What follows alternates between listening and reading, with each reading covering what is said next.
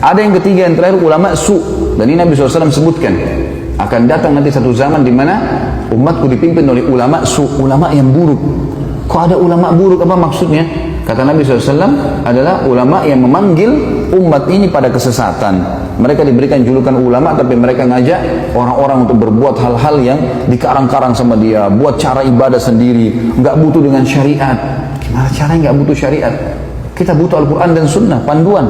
Nabi SAW mengatakan, telah aku tinggalkan kepada kalian dua perkara, kalau kalian berpegang teguh padanya tidak akan pernah salah selamanya. Kitabullah wa sunnati.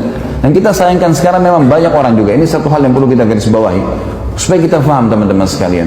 Sekali lagi, tidak menggurui ya.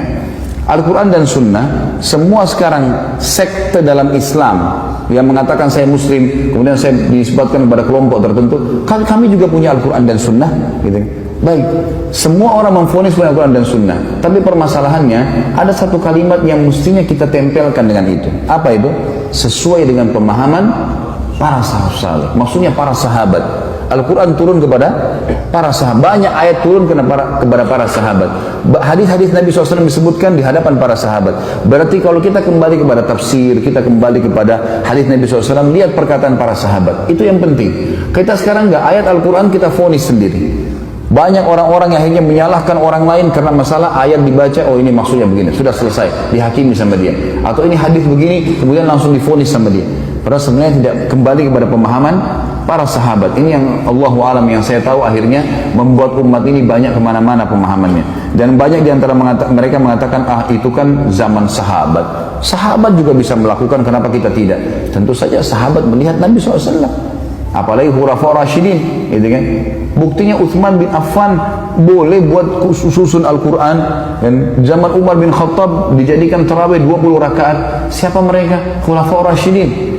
Kata Nabi SAW apa? Alaikum bisunnati wa sunnatu khulafaur rasyidin mahdiyyin min ba'di addu alaihi bin nawajib.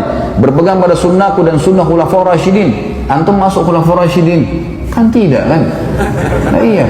Mau disamain perbuatan dia dengan Utsman bin Affan radhiyallahu anhu, dari mana ini? Tidak bisa ketemu, ada dalil menjelaskan masalah itu kan?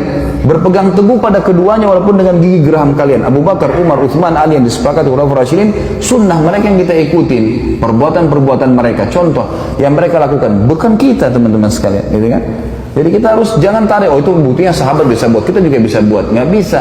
Pada saat itu para sahabat ada, masih hidup, dan mereka sepakati untuk itu.